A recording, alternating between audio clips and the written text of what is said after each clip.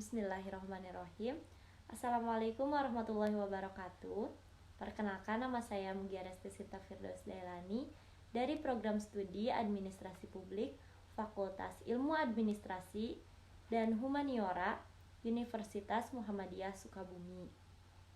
Pada kesempatan kali ini, saya akan menjelaskan mengenai pengambilan keputusan, yang mana merupakan salah satu matkul yang telah saya pelajari pada semester ganjil ini.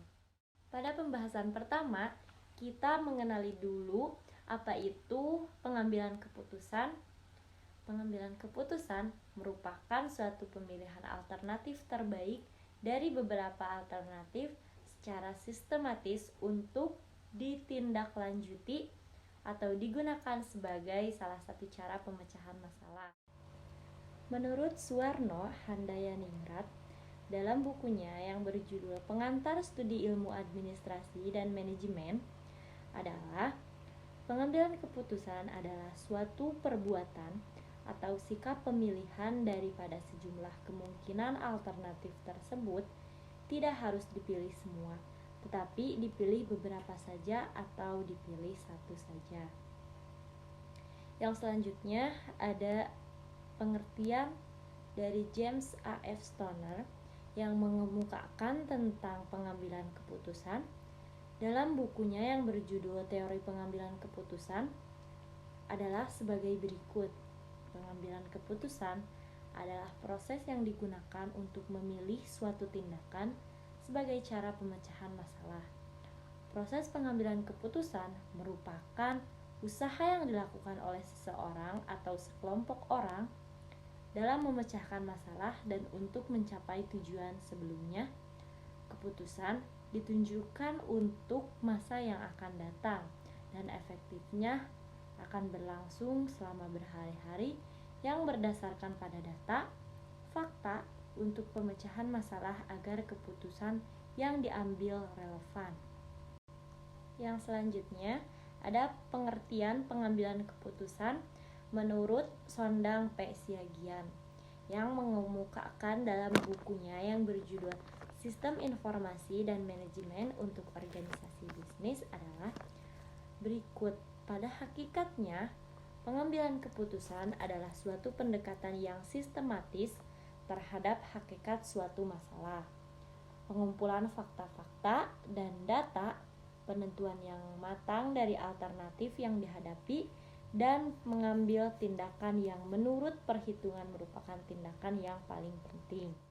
Setelah kita menyimak definisi pengambilan keputusan menurut para ahli tadi, dapat dilihat bahwa ada 5 hal proses pengambilan keputusan, yaitu 1.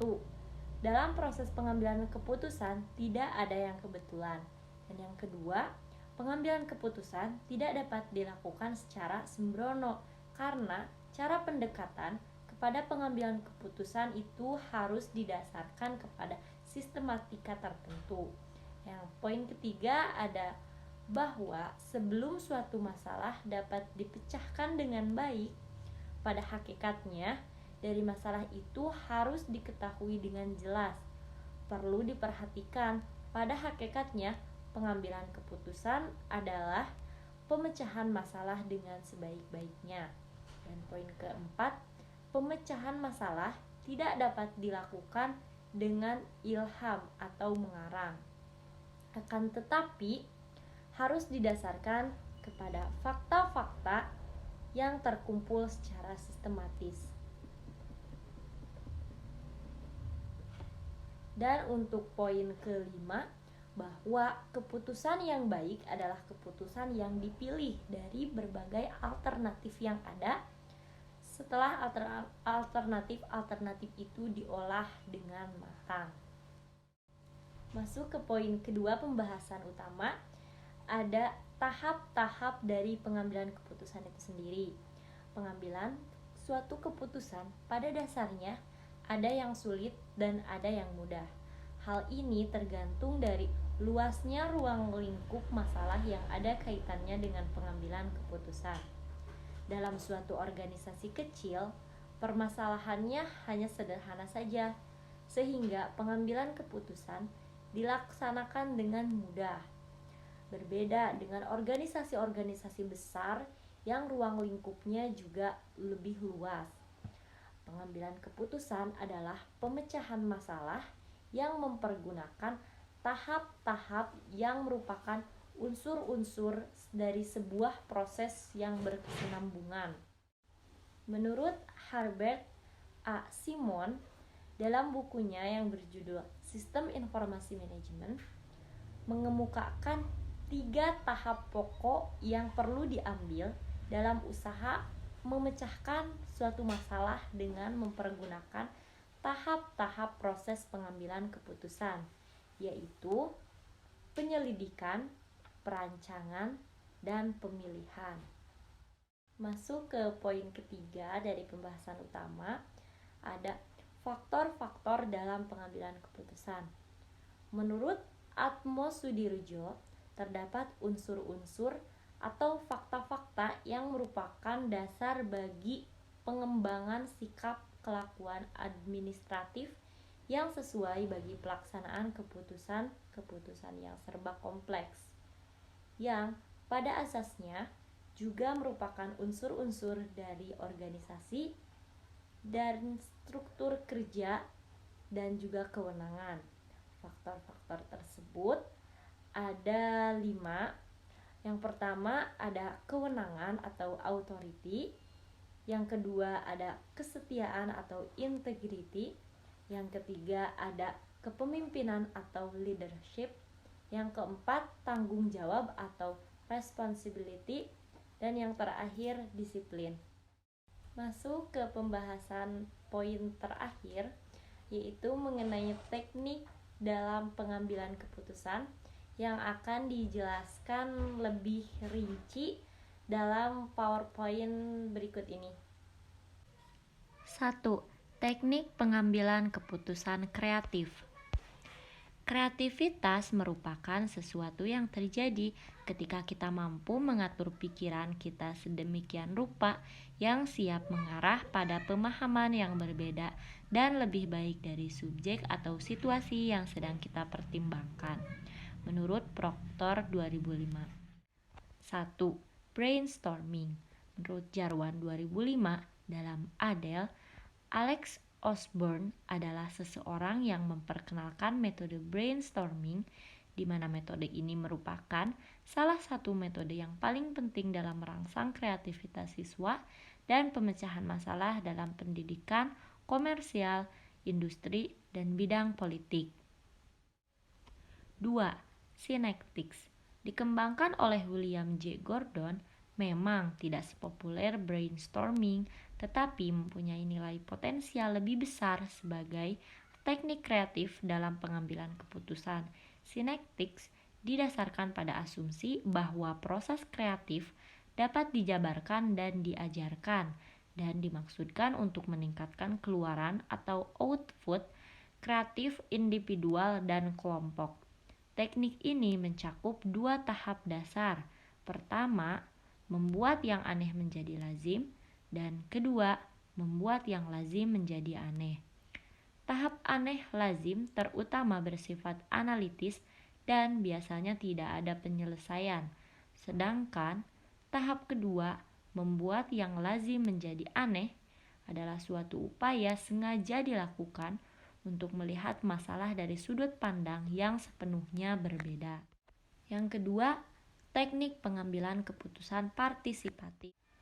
Griffin 2013 mengatakan partisipasi secara teoritis akademis dalam proses pengambilan keputusan merupakan rencana strategis organisasi sebagai salah satu persoalan utama dalam pengambilan keputusan. Semua warga organisasi dalam perspektif manajemen pengambilan keputusan merupakan strategi untuk meningkatkan keterlibatan ego, motivasi, dan kepuasan mereka. Teknik partisipasi diterapkan secara informal pada individu atau tim atau secara formal pada program. Koswara dan Komariah 2010 mengemukakan dua tipe pengambilan keputusan partisipatif, yaitu 1. Keputusan terprogram atau programmed decision. 2. Ada keputusan tidak terprogram atau non-programmed decision. Ada teknik pengambilan keputusan modern. Dalam era komputer saat ini, di mana berbagai metode kuantitatif untuk pengambilan keputusan telah sangat berkembang dengan canggih dan banyak diterapkan pada berbagai tipe keputusan rutin dan terkadang mengandung resiko.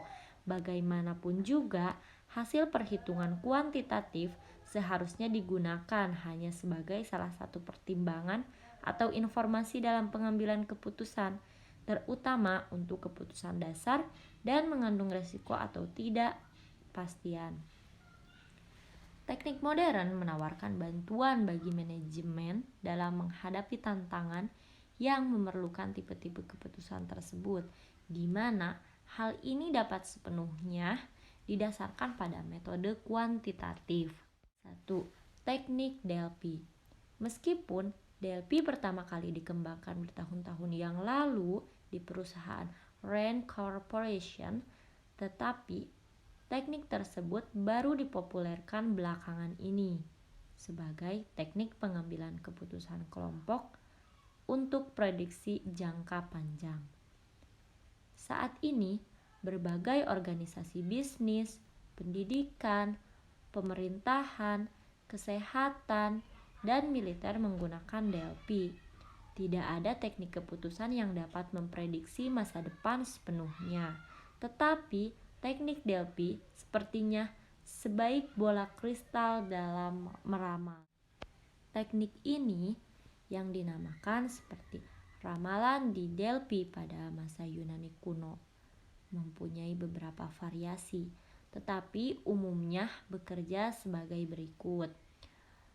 Sebuah kelompok biasanya terdiri dari ahli, tetapi dalam kasus ini bukan para ahli pun mungkin sengaja menggunakannya. Dibentuk tetapi anggota tidak berinteraksi langsung satu sama lain. Dengan demikian, biaya pengeluaran untuk mempertemukan kelompok dapat dikurangi. Poin kedua, setiap anggota diminta membuat prediksi atau input tanpa mencantumkan nama untuk keputusan kelompok. Poin ketiga, setiap anggota kemudian menerima umpan balik gabungan dari orang lain dalam beberapa variasi.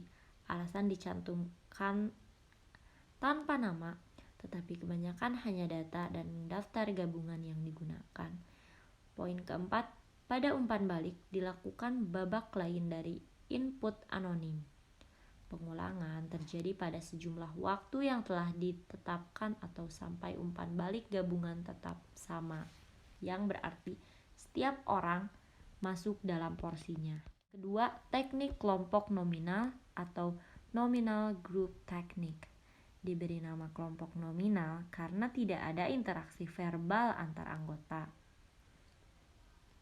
Sebuah studi menemukan bahwa kelompok NGT mencapai kinerja pada tingkat akurasi yang sama dengan anggota yang paling pandai, akan tetapi studi lain menemukan bahwa kelompok NGT tidak memiliki kinerja.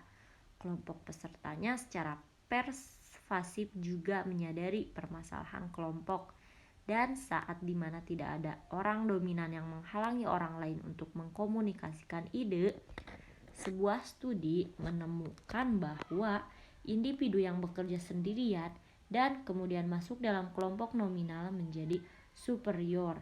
Tetapi untuk pembangkitan ide melalui komputer, kelompok yang utuh menghasilkan lebih banyak ide daripada orang yang bekerja dalam subkelompok atau individu dalam kelompok nominal. Yang keempat ada proses Minout. Proses Minout pada dasarnya merupakan proses rasional dalam pengambilan keputusan. Proses ini dikembangkan oleh Kapner dan Tregu dengan menerapkan 4 proses dasar yang rasional dalam menggunakan dan penyebaran informasi mengenai masalah organisasi. Lebih lanjut, proses Minout adalah prosedur yang sistematis bagi pemanfaatan sebaik mungkin 4 pola berpikir manusia. Yang pertama ada menilai dan menjelaskan sebab akibat, melakukan pilihan, dan mengantisipasi masa depan. Oleh karena itu, prosesnya juga dibedakan menjadi 4 tipe menurut Charles H. Kapner 1962. 1. Analisis situasi. Analisis penilaian situasi didasarkan pada pola pikir rasional yang pertama.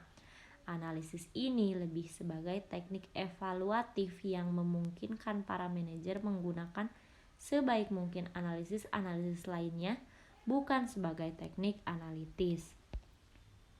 Yang kedua, ada analisis persoalan. Analisis ini merupakan proses rasional kedua yang didasarkan pada pola berpikir sebab akibat. Proses ini memungkinkan kita dengan cermat mengenali, menguraikan, menganalisa, dan memecahkan masalah di mana terjadi sesuatu penyimpangan dari standar yang belum diketahui penyebabnya. 3. Analisis persoalan potensial adalah proses rasional yang didasarkan pada antisipasi kita terhadap peristiwa yang mungkin terjadi dan yang dapat terjadi di masa yang akan datang. Proses ini memungkinkan organisasi bertindak lebih aktif menentukan masa depannya dengan menggunakan apa yang kita ketahui atau dapat kita asumsikan untuk menghindari konsekuensi negatif yang mungkin timbul. Baik, itulah penjelasan yang dapat saya sampaikan pada kesempatan kali ini. Mohon maaf apabila masih terdapat banyak kekurangan. Wabillahi taufiq wal hidayah. Wassalamualaikum warahmatullahi wabarakatuh.